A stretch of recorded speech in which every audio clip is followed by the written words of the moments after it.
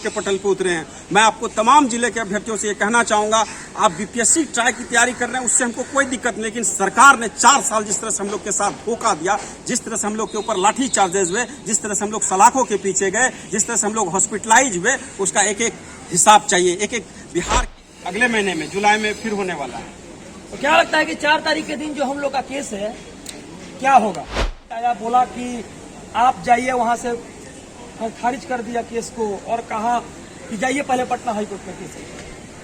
देखिए, सबसे पहली बात सत्यम भाई, मैं आपको बता देना चाहता हूं, और जो भी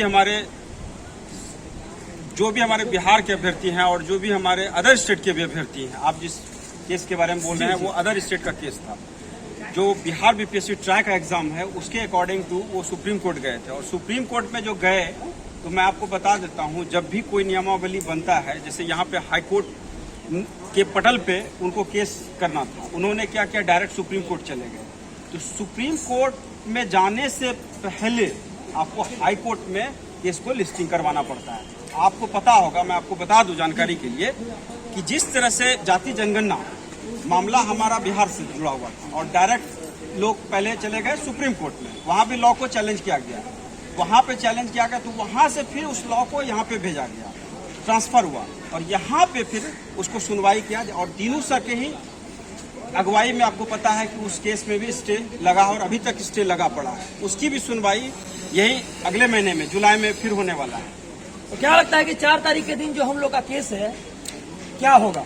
देखिए, उसमें तो निश्चित तौर पे हम लोग जीतेंगे, उसको कोई नहीं काट सकता। निश्चित है कि उस पर और एक बात इसलिए कि मैं बता दूं साथियों, कि जो लोग स्टेट के भी कुछ साथी गए हुए हैं सुप्रीम कोर्ट, मैं आपको बता देता हूं कि कोई भी वैलिडिटी चैलेंज को आपको करना पड़ता है तो पहले हाई कोर्ट में करना पड़ता है, और वो मुखालफत में, गलतफहमी में पूरे बिहार के अभ्यर्थियों को बरगला रहे हैं।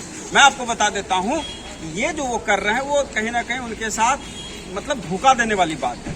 हाईकोर्ट के पटल पे पहले इस नियमावली को आपको कोर्ट केस में चुनौती देना है, उसके बाद यहाँ के जो डिसीजन है, जो चीफ जस्टिस हैं, वो आपको उसकी सुनवाई करेंगे, उस पर वो कहीं ना कहीं ऑर्डर पास करेंगे। अगर उसमें लगेगा कि हाँ, हमको इसमें कई सारे लूप पोल हैं, जैसे एसटीईटी के लूप पोल हैं, सीटेट के लूप पोल हैं, बीटेट के लूप पोल हैं, तब जाके आप सुप्रीम कोर्ट की ओर बढ़ सकते हैं। लेकिन जब आप डायरेक्ट हाई कोर्ट को छोड़ के सुप्रीम कोर्ट की ओर बढ़े हैं, तो वो कहीं ना कहीं एक तरह से आप बिहार सरकार के अगुवाई में जो नियमावली बना, जो कानून बना, उसको सबसे पहले आपको हाई कोर्ट के पटल पे आपको चैलेंज करना पड़ता है, ना कि सुप्रीम कोर्ट। और सुप्रीम कोर्ट का मामला हाई कोर्ट से होके ही गुजरता है।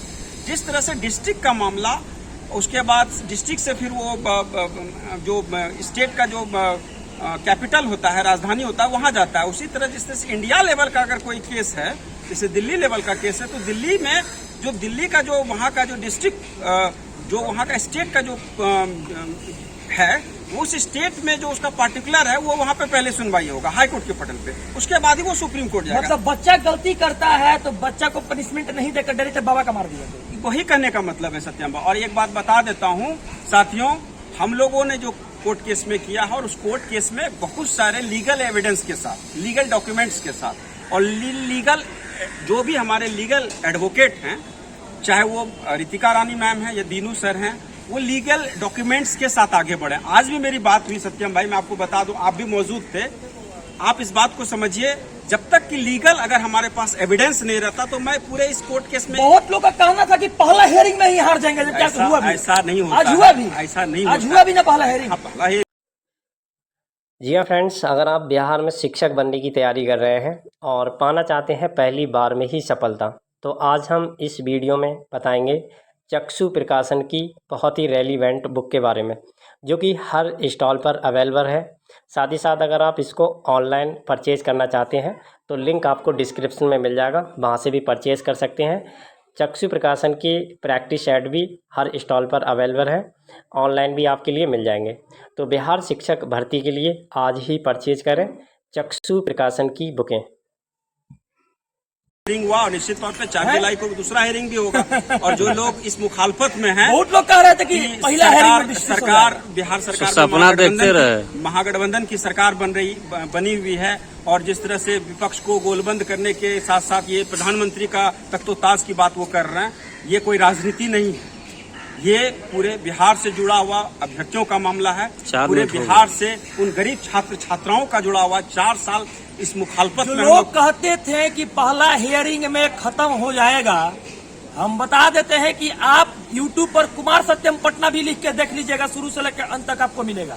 और साथ साथ विक्की भाई का चैनल जो है उस पर देखिए गौर से, शुरू से लेकर अंत तक आपको हर एक एविडेंस मिलेगा। पहला हियरिंग आज हुआ है, दूसरा हियरिंग 4 तारीख के दिन होगा। आपको एक बात और, सत्यम भाई ने जो बोला वो सही बोला। ये हमारा ये केस का है।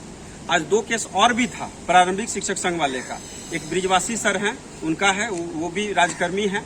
ये नियोजित टीचर हैं, वो भी राजकर्मी बनने के लिए उन्होंने कोर्ट केस फाइल किया है। एक हमारे अमित विक्रम सर हैं, उनका भी वो भी राजकर्मी, उनका 14 सूत्री मांग के साथ वो लोग भी गए हैं।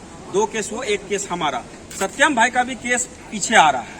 इनका भी केस नंबर बहुत जल्द होगा और हो सकता है कि इनका टोकन नंबर आ गया है, केस नंबर भी आएगा और हो सकता है दूसरे दिन ही इनकी सुनवाई हो जाएगी। इसलिए कि इस बात को साथियों समझने की जरूरत है। देखिए, कोई भी YouTube में जो बड़े बड़े चैनल चला रहे हैं या कोई इंस्टीट्यूट वाले जो चैनल चला रहे हैं, उनके गलतफहमी में मत रहिए। हम लोग ग्राउंड लेवल पे काम कर रहे हैं और ग्राउंड लेवल पे लड़ाई लड़ रहे हैं। और जो लड़ाई लड़ रहे हैं वो माननीय हाईकोर्ट के पटल पे लड़ रहे हैं, चीफ जस्टिस के अगुवाई में लड़ रहे हैं और सीनियर एडवोकेट दीनू सर के अगुवाई में लड़ रहे हैं। इस बात को समझने की जरूरत है। कोई भी काम कीजिए, देखिए कोई, मैं आपको बोला करता था, कोई यहाँ भाषणबाजी और कोई एक तरह से कह लीजिए, जिस तरह से मोदी जी ने बोला कि 2 करोड़ हम नौकरी दे देंगे। महागठबंधन की जब सरकार आई, नीतीश कुमार इनके साथ रहे, तो उन्होंने गांधी मैदान पे बोला कि हम 20 लाख लोगों को नौकरी दे देंगे।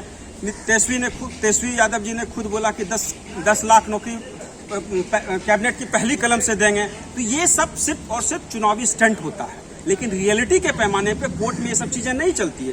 कोर्ट में देख लीजिए कि कोर्ट के ही गेट पर हम लोग खड़ा है। इस बात को समझिए, कोर्ट के ही गेट पर खड़ा है। और एक बात आपको बता देते हैं कि दलीलें जो होती है, डॉक्यूमेंट जो होती है, वो बहुत बड़ा एविडेंस होता है और कोर्ट में ये दलीलें, एविडेंस और बहुत सारा मैटर चलता है और उसी को आधार बना के हम लोग ने कोर्ट केस में इस मामले को हम चुनौती दी है साथियों। और आपको मैं बता दूं, 4 जुलाई का जो निर्णायक दौर आने वाला है, बिहार के तमाम जिले के अभ्यर्थियों से मैं ये कहना चाहूंगा कि निश्चित तौर पे आप लोग हम लोग को सपोर्ट कीजिए। सत्यम भाई के हाथों को मजबूत कीजिए, मेरे छोटे भाई हैं, इनको भी मजबूत कीजिए और हमको भी मजबूत कीजिए। क्योंकि देखिए, ये लड़ाई, क्योंकि 4 साल हम लोग का जिस तरह से संघर्ष रहा पटना के सड़कों पे, जिस तरह से डाक बंगला चौराहा हो, चाहे गर्दनी बाग का धरना स्थल हो, सचिवालय घेराव हो, चाहे गांधी मैदान हो, हर जगह पे पुलिस तंत्र हम लोग के ऊपर में सर चढ़ के बोला। आपको पता होगा, सचिवालय घेराव करने के क्रम में सत्यम भाई हमारे ऊपर लाठी चार्जेस हुए, पुतला दहन हुआ था, हमारा भी हुआ है। और पुतला दहन में मेरा मुंह से ब्लड आ गया था, मैं बेहोश हो गया था, मुझे हॉस्पिटलाइज होना पड़ा था। इस बात को समझने की जरूरत है साथियों। हम लोग जो ग्राउंड लेवल पे काम करने वाला, और आज भी कहीं ना कहीं जो हम लोग काम कर रहे हैं, माननीय पटना हाईकोर्ट के पीठ दिखा के भागने वाला सत्यम नहीं है। इस बात को समझने की जरूरत है साथियों। समाज में जीने वाला इंसान। और एक बात मैं आपको बता दूं, हम लोग जो कदम बढ़ा लिए हैं तो कदम पीछे नहीं हटाएंगे। और माननीय हाईकोर्ट पे हमको पूरा भरोसा है, पूरा उम्मीद है, पूरा यकीन है कि इस पे हम लोग को न्याय मिलेगा। और जो हाईकोर्ट का होता है वो किसी सरकार के दबाव में फैसला नहीं लिया जाता। और चीफ जस्टिस जो हैं उन पे पूरा भरोसा रखिए और उनके अगुवाई में हम लोग का केस लड़ा जा रहा है। और हमारे दीनू सर, जिसने जिस तरह से जाति जनगणना 500 करोड़, आपको पता होगा कि ताश के पत्तों की तरह इनका बिखर गया, उस पर एक बहुत बड़ा स्टैंड है, क्लियर है, इसलिए कि समझने की जरूरत है। और एक बात मैं बता दूं, एस्टेट के साथ इंसाफ होगा तो सीटेट के साथ भी इंसाफ होगा, बीटेट के साथ भी इंसाफ होगा। ये लड़ाई पार्टिकुलर किसी एस्टेट 19 की लड़ाई में जरूर लड़ रहा हूँ। कहीं ना कहीं सत्यम भाई सीटेट की लड़ाई लड़ रहे हैं, बीटेट की लड़ाई लड़, लेकिन लड़ाई का जो आधार है वो कहीं ना कहीं 7वां चरण नियमावली को इंसाफ करने की लड़ाई है, नियोजन करने की लड़ाई है। क्योंकि लगातार सरकार ने 4 साल हमको गलतफहमी में रखा, लगातार 4 साल हम लोग इस धोखे में रखे कि हम लोग के नियोजन कराएंगे। आप भी कई बार लेटर सबमिट किए होंगे सचिवालय के पटल पे, आला अधिकारियों के। मैंने खुद दर्जनों विधायक को, भागलपुर बांका के आसपास के जितने विधायक थे, चाहे सत्ता पक्ष हो, विपक्ष हो, MLC हो, हमने सबों को लगाया था। सबों ने बोला था कि हम बहुत जल्द सदन के पटल पे नियोजन करेंगे। लेकिन दुर्भाग्य देखिए कि बिहार BPSC जैसा ट्राई एग्जाम, वो भी 2 महीने के अंदर में निगेटिव मार्किंग के साथ, इतने सारे लूप पोल। और आप देखते हैं लगातार प्रेस ब्रीफिंग होगा, लगातार कई सारे जो इनके आला अधिकारी हैं, कई सारे इनके IAS हैं, उनको चेंज किया जा रहा है। कन्हैया प्रसाद को चेंज कर दिया गया, पंकज कुमार जी को जो प्राथमिक निदेशक, उनको चेंज अभी जो करके लाए हैं।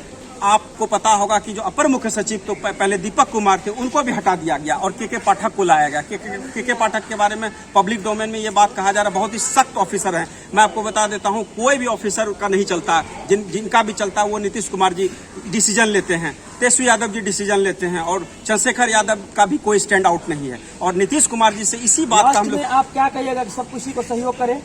निश्चित तौर पे एक दूसरे के हाथों को मजबूत कीजिए, और जो लड़ाई लड़ रहा है वो देखिए, हम लोग इस बात को सहज स्वीकार कीजिए कि हम लोग निश्चित तौर पे जीतेंगे, और जीतने के लिए ही हम लोग पटना हाईकोर्ट के पटल पे उतरे हैं। मैं आपको तमाम जिले के अभ्यर्थियों से ये कहना चाहूंगा, आप बीपीएससी ट्राई की तैयारी कर रहे हैं, उससे हमको कोई दिक्कत नहीं, लेकिन सरकार ने 4 साल जिस तरह से हम लोग के साथ धोखा दिया, जिस तरह से हम लोग के ऊपर लाठी चार्जेस हुए, जिस तरह से हम लोग सलाखों के पीछे गए, जिस तरह से हम लोग हॉस्पिटलाइज हुए, उसका एक एक हिसाब चाहिए। एक एक बिहार की धरती एक एक जर्रे का हिसाब मांग रहा है, एक एक लहू का हिसाब मांग रहा है, एक एक धोखे का हिसाब मांग रहा है। इसलिए साथियों, मैं आज भी आपको अपने इस चैनल के माध्यम से आप लोग को कहना चाहता हूं कि उम्मीद और विश्वास और जीत उसी की मिलती है जिसके सच्चाई में, जिसके सपनों में कहते हैं कि दम होते हैं, सच्चाई में दम होता, और हम लोग वो हैं। एक बार जब प्रण कर लें तो उसको अंजाम को हम लोग पहुंचा के दम लेते हैं साथियों। और जो लोग कहते हैं कि तुम्हारा पहला डेट में ही तुम्हारा केस खारिज होगा, तो ये उनके लिए कहीं ना कहीं एक खुली चुनौती है। और मैं सरकार के उन सारे आला अधिकारियों से भी कहना चाहूंगा, इस लड़ाई को हम लोग पीछे हटाने वाले में से नहीं है। इस लड़ाई में हम लोग बने हुए हैं। आज भी हमको रितिका मैम और दीनू सर के अगुवाई में इस बात को क्लियरेंस हुआ कि अगर हम इस कोर्ट केस में हल्का सा भी लूप पोल होता तो शायद हम इस कोर्ट केस को नहीं छूते। और एक बात मैं सत्यम भाई और बता दूं, इससे पहले हम मृणाल मौली सर के पास गए हुए थे। एक सप्ताह उन्होंने मेरा टाइम किल कर दिया था, और बाद में जब इनके अगुवाई में आया तो इन्होंने बोला कि कोर्ट केस बनता है, आप लोग कोर्ट केस कीजिए और इसमें जो भी सहयोग है उसमें आप कीजिए। और मैं आपको बता देता हूं, चाहे सत्यम भाई के हाथों को मजबूत कीजिए, क्योंकि सीटेट बीटेट की लड़ाई को ये लड़ रहे हैं, और जो भी हमारे एस्टेट के साथी हैं, अगर सीटेट के भी साथी को भी लगता है कि बंटी भाई भी लड़ाई लड़ रहे हैं, तो हमारे भी हाथों को मजबूत कीजिए। अगर आप मेरे हाथों को मजबूत कीजिएगा तो निश्चित तौर पे इस लड़ाई में हम लोग विजय होंगे, और विजय के तहत हम आगे के नियोजन प्रक्रिया को हम प्रारंभ करवा पाएंगे। और एक बात, कोई भी किसी भी अभ्यर्थी को ये धोखे में रहने की जरूरत नहीं। किसी भी ऐसे अभ्यर्थी, किसी कोचिंग संस्थान वाले के मुखालफत में नहीं रहना है, क्योंकि कोई भी कोचिंग संस्थान वाला इस वीडियो से दूर रहे ना तो उनको बवासीर हो जाएगा। देखेंगे तो कोई भी कोचिंग संस्थान वाले इस चीज को आपको सपोर्ट नहीं करेंगे, क्योंकि उनको अपना दुकान खोल लिए हैं। वो ना सरकार के पास जाते हैं, ना वो